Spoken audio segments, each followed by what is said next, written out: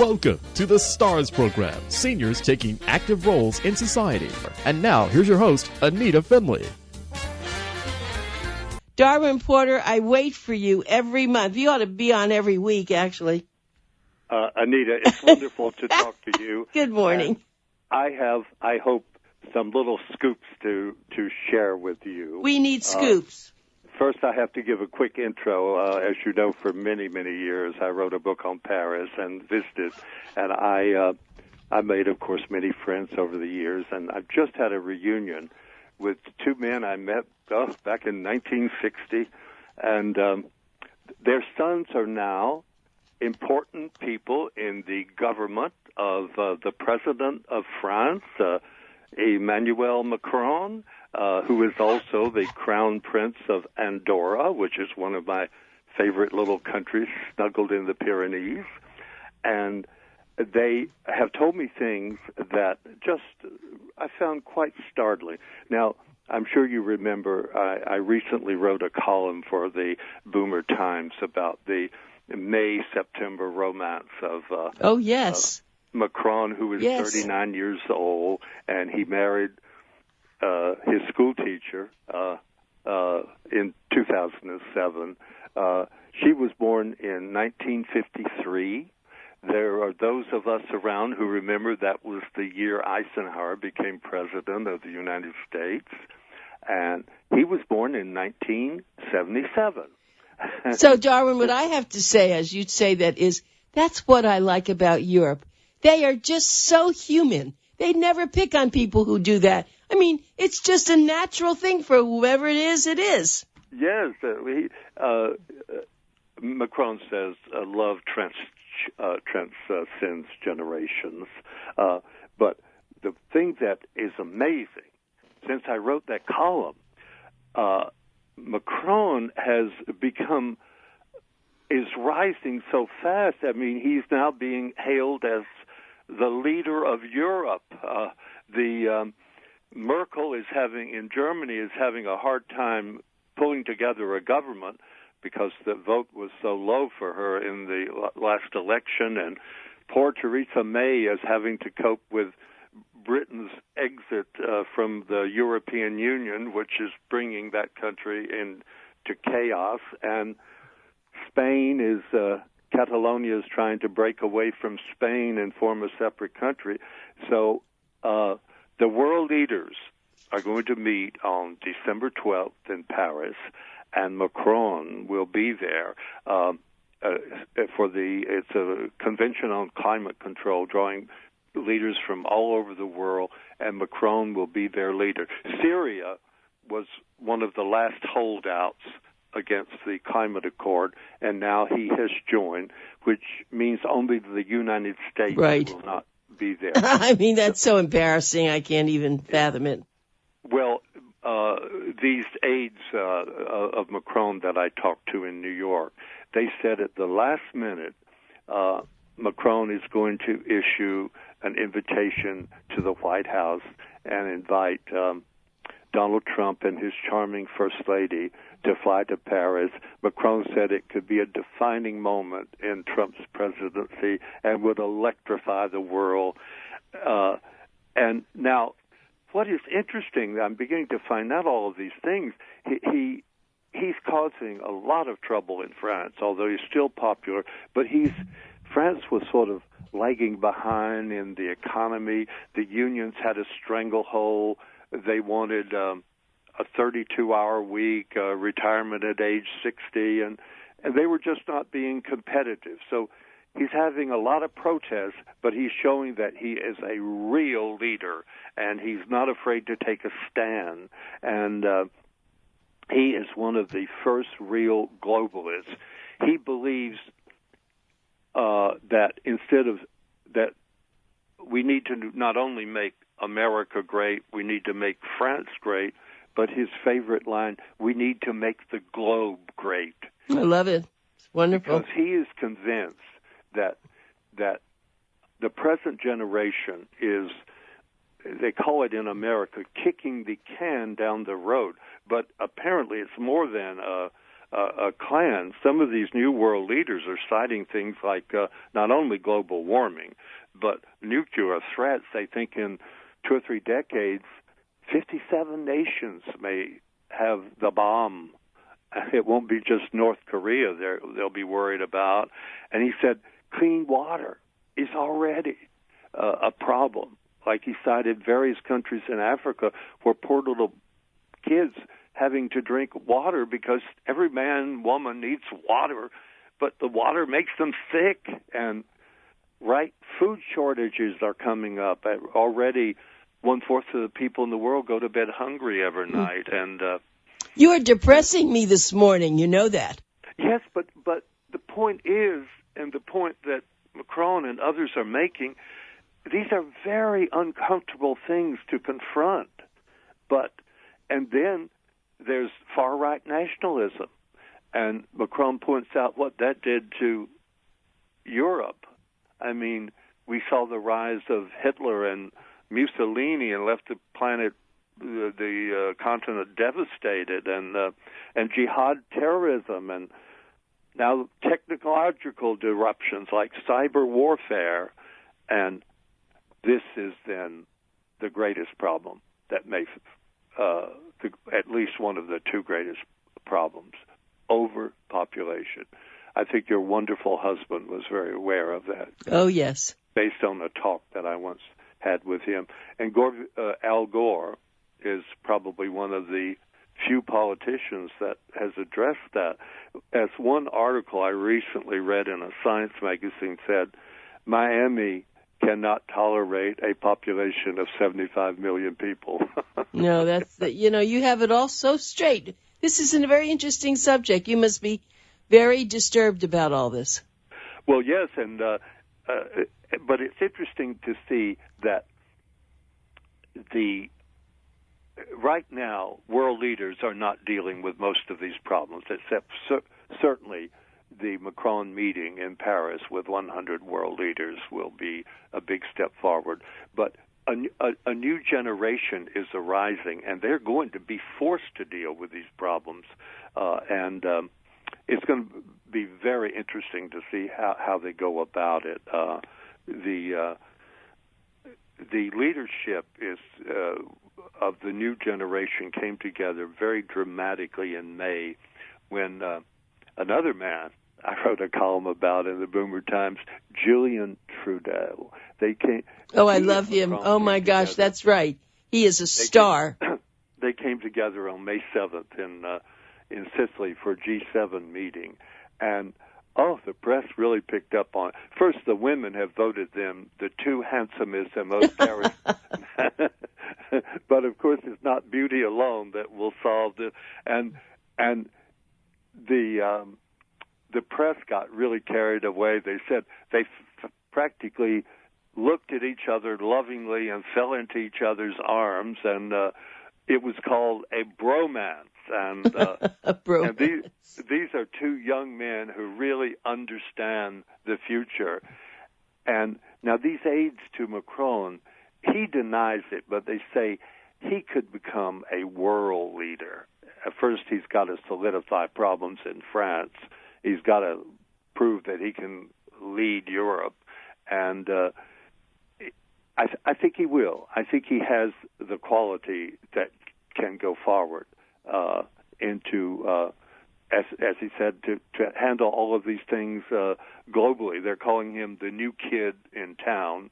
And so there's 63 million French people now, but there are 508 million in the European Union. So he's going to have to show that he can lead those people. And the name of his party in English is Party on the Move. By the way, and when Julian Trudeau and Macron came together, they both are fluent in English and French, and apparently they went back and forth between the 2 languages.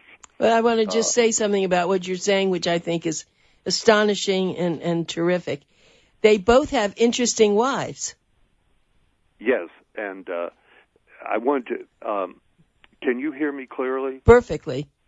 Yeah, your voice seems to be fading. Really? Oh, I feel pretty good here. So is that what's happening? I don't know why.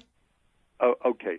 But I want to tell you now, the parents objected, Macron's parents objected very much to his involvement with his school teacher. He was 15, and she was about 24 years older, and apparently they got involved, and the parents threatened a court order because they thought they may be involved sexually, and they wanted to bring charges against her for seducing a minor, but that was resolved. They said they had to wait until he was 18.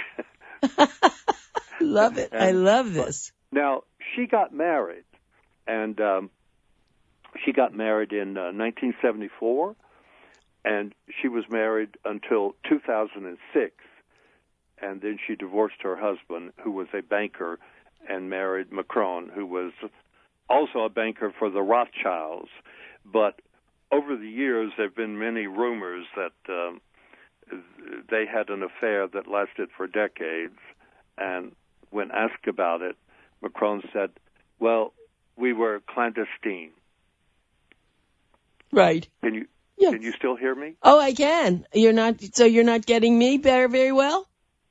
I can barely hear you, but Can barely I was hear just me. afraid I I was don't losing understand you. why. Because I hear you so clearly.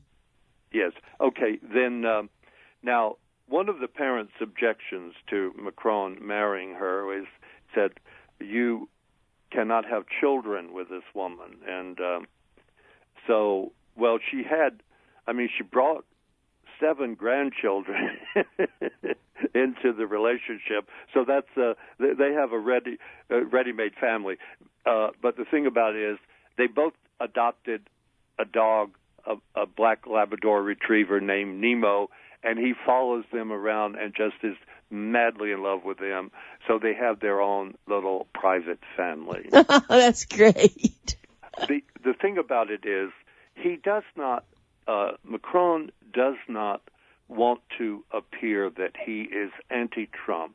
He said, we are dependent on the United States and on its leadership in the world, and it would be absolutely foolish of me to close the door. I'm ready to work with Donald Trump and to cooperate with him in solving the world's problems in any way I can. Their first meeting, you may have seen it in the news, was viewed in France as the white knuckle affair. Right. Macron grabbed the hand of Trump. I think it lasted for 30 bone-crushing seconds. I think he was trying to show who was the man in the relationship. Right. But Macron could be his son, you know. But anyway, he wants to work with him, and indeed he wants to work with the planet. They're now called globalists. He sees the future of the world would lie in our coming together as a globe. I admire him greatly. I really, you can tell. I know. I'm glad. And he talks about a new generation is coming up that will maybe get away from extreme nationalism. He said extreme nationalism didn't do much for Europe. It practically destroyed it and left many cities such as Berlin and other places in total wreckage with very few buildings standing. And he said, this is the moment, the time has come. We've got to deal with the failures of the past and appeal to what he called a tired and cynical people. I just really dig this man and like what he stands for. And of course he's confronting a lot of opposition, but he is what's called a centralist, and he's opposed to the far right and the far left, and he's trying to find a middle road, which is probably very good. I mean, maybe America one day will have a centralist, because we're really divided here in this country, as you well know. I want to, and you still hearing me, right? Yes, but you're not. Tell me what you're hearing here. You're not hearing me clearly.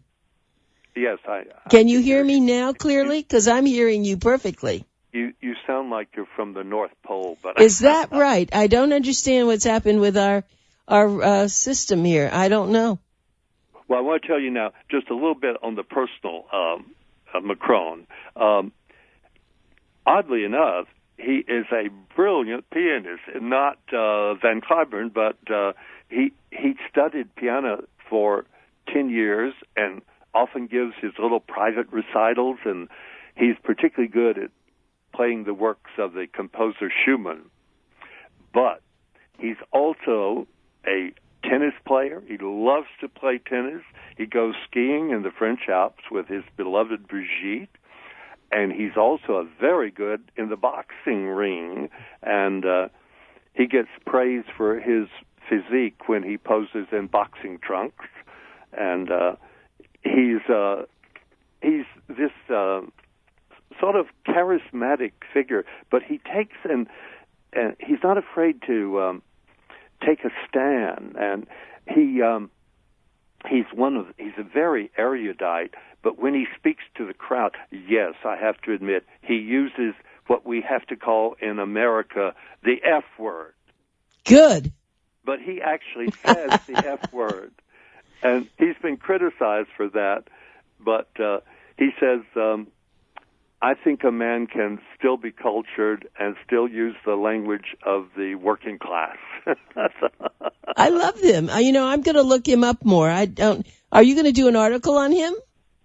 Not particularly. I mean, as I said, I did one, and but I remember you did that with his wife. Talked all about his wife, but wouldn't it be wonderful to have a picture of Justin and to have a picture of him together? That would be fun. I'd like to have. They're sort of. It was the. I have a picture of meeting Trudeau when they came together.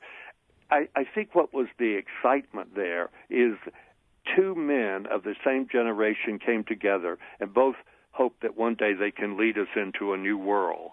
And because we could explode the planet. It is a very frightening possibility, and you hear it on TV. All the time about the danger of North Korea, but someone posed a thing like a man nicknamed Crocodile has taken over Zimbabwe. Well, if he had the bomb and he gets mad at one of his neighbors, which is likely to happen, that goes on all the time, there could be greater and greater chances of a world conflict are just amazing problems to be solved, like the problem of overpopulation. Oh my God, how are you going to solve that? I mean, well, by a nuclear war. That's how they'll solve some of it, right? Well, that would certainly eliminate a lot of the right. a lot of the population. Now, I've also been amazed at how Macron stood up to Putin. He invited him to Versailles. And now, President Trump, has been criticized for the way he deals with Putin, but Macron confronted him. He said, you spread constant false propaganda about me because you wanted the far right elected in France, and said, you were wrong and you lied about me. He said, I won anyway, but you interfered in French elections, and you tried to, but you didn't succeed. And Putin didn't say anything. Of course not. But just listen. But I sort of like the way he took a stand about this interfering in other countries' elections. And I like the way that he stood up to him. And, I thought that showed great leadership. A man of courage and intelligence. Yes, exactly. Now, in the French election, Obama did commercials. Obama had to learn a little French. And he did commercials supporting Macron, and Trump supported the female candidate on the far right who wanted to withdraw from the European Union and wanted to withdraw from everything. And although she got 10 million votes, again, he won. And I'm sort of proud of him, and I'm glad that he's dealing with some of these issues. Of course, he gets attacked all the time because, once you start taking positions, he took the position that he was called a racist because on his visit to Africa, he said, "My God, people are having 7 and 8 children, and they can't support one." And I don't necessarily think that's a racist thing because it's causing enormous famine, like in the South Sudan. It's causing enormous famine. So I think he's not afraid to say the truth, even though it's daring, and we'll see. I won't be around to see the New World leaders taking over. Now, that's not to say that this country some charismatic figure may emerge in America, and we're waiting for that, Darwin. Well, we've got great talent out there, and the Americans have been the most creative, inventive people on the planet, and they've changed the world. And Macron, instead of feeling competitive with us, he said, we desperately need America. He said, "I've been sending French forces to fight against ISIS." And he says, "We're trying to cooperate, and I want to open the door to everybody who can join us in saving the planet." And the planet certainly needs saving. For example, I used to go to Greenland a lot because I did a big book on Scandinavia, and as you know, Greenland is controlled by Denmark. And it's very interesting. I've been visiting. I visited it for many, many years to update my chapter. And I just will take one example. There was a place they thought was an island, and we went to it. It was all snowbound. But in the last few years, the snow has melted, and they found there was a big causeway. It's a peninsula and not an island. Darwin, I just saw a documentary on Greenland, and it is unbelievable what has happened there. Oh, so good. You know what I'm talking about. Absolutely, I do, and it is very sad. And anyone that doesn't believe that we are having global warming is an idiot. Yes. Well, I all those visits to Greenland. I don't think I've ever told you I used to go there a lot.